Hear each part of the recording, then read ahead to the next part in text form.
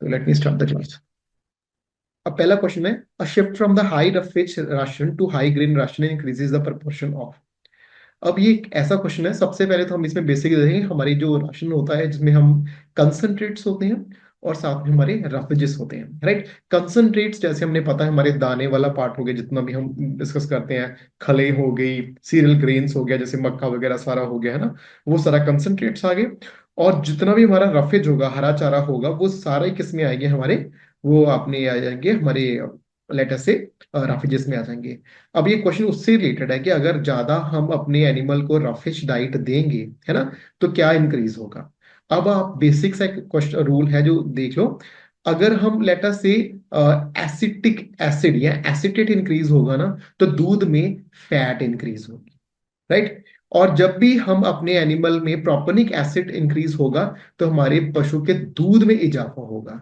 तो जब भी हम अपने एनिमल को let's say high roughage diet देंगे ना, ज्यादा हरे चारे वाली डाइट देंगे, तो हमेशा हमारे एनिमल का जो है प्रोपोनिक एसिड इंक्रीज होगा, प्रोपोनेट इंक्रीज होगा। So that is the answer, right.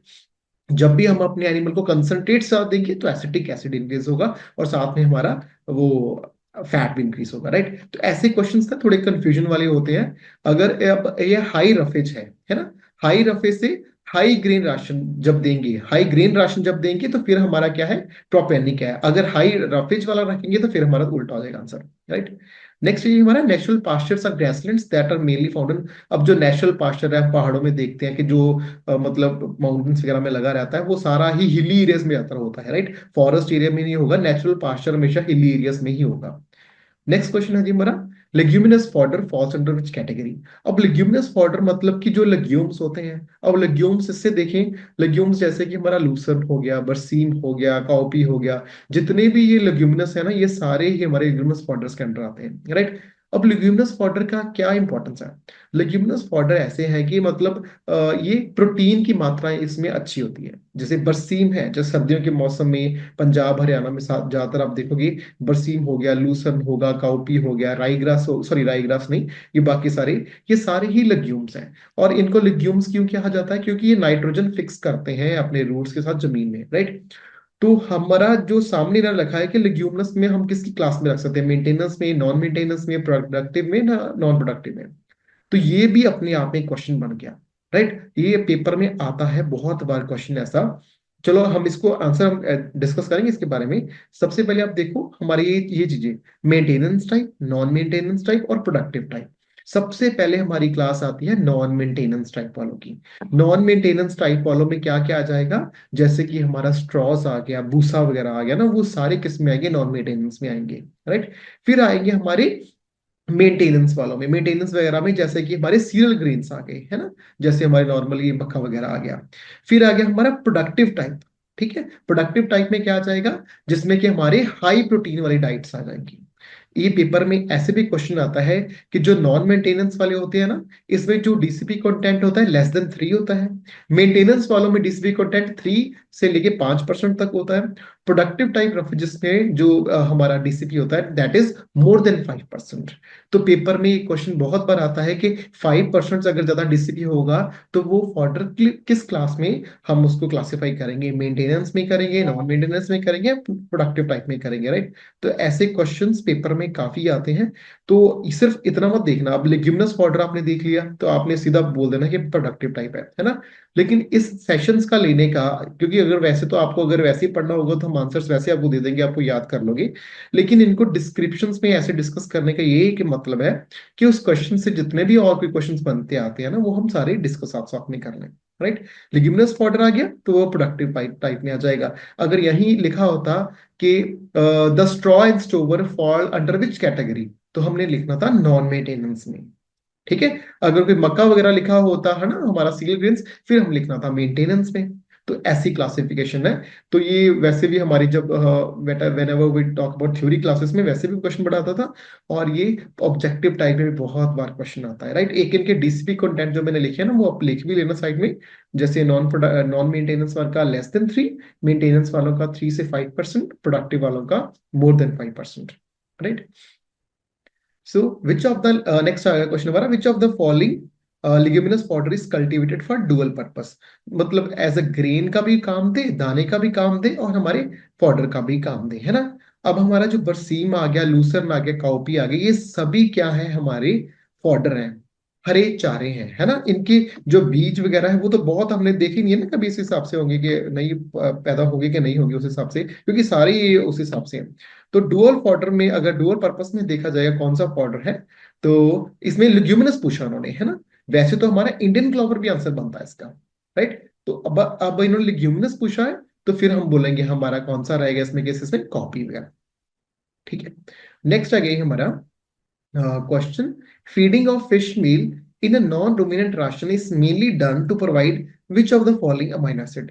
अब कहते हैं कि फिश मील जब भी हम अपने नॉन रूमिनेंट राशन में डालेंगे, अब आपको ये तो पता है रूमिनेंट्स मतलब हमारा जो हमारी भैंसे, गाय हो गई, शीप, गोट हो गए, वो सारे रूमिनेंट्स में आ गए। नॉन रूमिनेंट्स में हमारे आगे जो जैसे हमारा पिगरी हो गया, पोल्ट्री हो गया, है ना, वो सारे हो गया, ये सारे इसमें आएंगे, रैबिट्स वगैरह हो गए, ये सारे मोनोगैस्ट्रिक्स वाले में उन्होंने बोल दिया, राइट।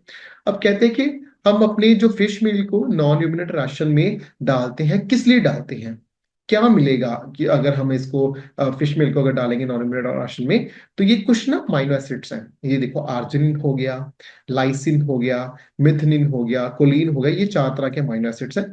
तो फिश मील को जब भी हम अपने नॉन ह्यूमिनेट राशन में डालते हैं ना, तो स्पेसिफिकली ये डालते हैं ताकि हमारे पशु को लाइसिन कंटेंट अच्छी मात्रा में मिल जाए। ठीक है, ये पेपर में याद रखना कि fish meal is a good source of lysine, that's why हम नॉन ह्यूमनेट राशन में जब भी फिश मील ऐड करते हैं इसलिए डालते हैं ताकि उनको जो लाइसिन की कमी है ना हो पशुओं को, राइट। मेथुनीन आपको पता है कि एक सल्फर कंटेनिंग है ना, वो हम आगे भी डिस्कस करेंगे किस किस हिसाब से है, राइट। अब आ गया जी हमारा next question, which of the fodder is known as perennial fodder, है ना। इन सब में से कौन सा हमारा पेरेनियल फॉर्डर है, जो मतलब सारा साल चलता रहता है, राइट। अब ये कुछ ग्रासेस हैं, जैसे हमारा सॉर्गम है ना, ये भी इनका एक सीजन है ना, एक मतलब एक टाइम आएगा, पर्टिकुलर 3-4 महीने आएगा। मक्का है, मक्के का भी टाइम आता है, जैसे नॉर्मली फरवरी से लेके अप्रैल मई तक रहता है ना। एक नेपियर ही ऐसा है जो सारा साल चलता ही रहता है, so this is the perennial fodder.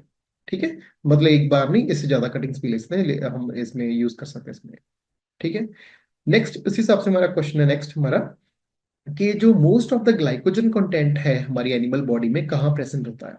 अब आप समझो पहली बात को, कि जैसे हमारा एनिमल बॉडी होगी ना, तो उसमें जो स्टोर्ड फॉर्म होगी दैट इज ग्लाइकोजन, राइट। तो इस हिसाब से है, अगर हम अपने एनिमल में अगर प्लांट्स की बात करेंगे, तो स्टोर्ड फॉर्म क्या आ जाएगी, स्टार्च आ जाएगा। तो जो ग्लाइकोजन वगैरह है ना, ये कहाँ स्टोर्ड अप होते हैं, ये मोस्टली हमारे लिवर में होता है, लिवर और मसल्स में भी होता है खास कर करके। अब ऑप्शन में हमारे पास लंग्स है, लिवर है, किडनी है, हार्ट है, तो हमने best of the option choose करना है, so that's why the answer is liver over here, right. ये बड़ा बेसिक क्वेश्चन है, पेपर में आता रहता है, वैसे ऐसे क्वेश्चंस भी काफी बहुत बारी आते रहते हैं। ठीक है जी। यश प्लीज, अगर आप बताओ कोई डाउट है तो प्लीज लेट मी नो, आप अनम्यूट करके एक बार मेरे को बता दो, थोड़ा इंटरेक्टिव रह जाएगा। ओके, बाकी पार्टिसिपेंट्स भी आ गए, डॉक्टर जयप्रकाश भी आ गए हैं। प्लीज अगर कुछ लगे ना डाउट है तो प्लीज लेट मी नो, थोड़ा सा इंटरेक्टिव बना देना, डॉक्टर जयप्रकाश और डॉक्टर यश। अभी मेरे को ओके। अब हम नेक्स्ट देखते हैं, mulberry heart disease in pigs.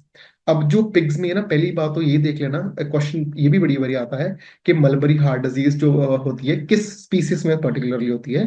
तो पहला तो ये है कि ये पिग्स में स्वाइन कैटेगरी में होती है, और किसके कारण होती है, विच ऑफ द फॉलोइंग विटामिन की डेफिशिएंसी की वजह से होती है। तो हमेशा आंसर हमारा इसमें क्या आएगा, विटामिन ई है, राइट। जब ये क्वेश्चंस आपने करने हैं ना, तो इसमें try to make it out कि बाकी भी क्या क्या निकलते हैं। जैसे मैं आपको एग्जांपल की तरह बताऊं, जैसे अब आपको पता होना चाहिए कि विटामिन ए का अगर डेफिशिएंसी आ गई ना, तो आपके दिमाग में एकदम से आना चाहिए नाइट ब्लाइंडनेस, जेरोपथैल्मिया, है ना। जैसे अब राइबोफ्लेविन है, राइबोफ्लेविन को हम बोलते हैं हमारा विटामिन बी 2 बोलते हैं। ठीक है, 3 है हमारे, विटामिन बी 1, बी 2 और बी 3। इनकी शॉर्ट फॉर्म है ट्रेन, आप याद रख लेना, एक छोटा सा निमोनिक बनाया है। जो बी 1 है उसको थाइमिन बोलते हैं, बी 2 को हम राइबोफ्लेविन बोलते हैं, और बी 3 को हम नियासिन बोलते हैं। अब जब भी राइबोफ्लेविन की बात हो ना, तो curled toe paralysis, that is very important, paper में बहुत बार क्वेश्चन आता है कि जो कर्ल्ड टो पैरालिसिस होता है किसकी डेफिशिएंसी की, किस विच पर्टिकुलर विटामिन की डेफिशिएंसी होता है, तो ये आपने याद रखना है, राइट। अब थायमिन आ जाएगा, है ना। तो थायमिन का पोल्ट्री में सबसे डेफिशिएंसी की तरफ से होता है, दैट इज पॉलीन्यूराइटिस। ये भी आप याद रखना, ठीक है। तो अब विटामिन ई का तो आ ही गया, मलबरी हार्ट डिजीज है। तो ऐसे ऐसे करके ना विटामिन का एक लिस्ट बना लेना, सभी विटामिन का। विटामिन ए हो गया, फैट सॉल्युबल हो गए और नॉन फैट सॉल्युबल हो गए, है ना, वाटर सॉल्युबल।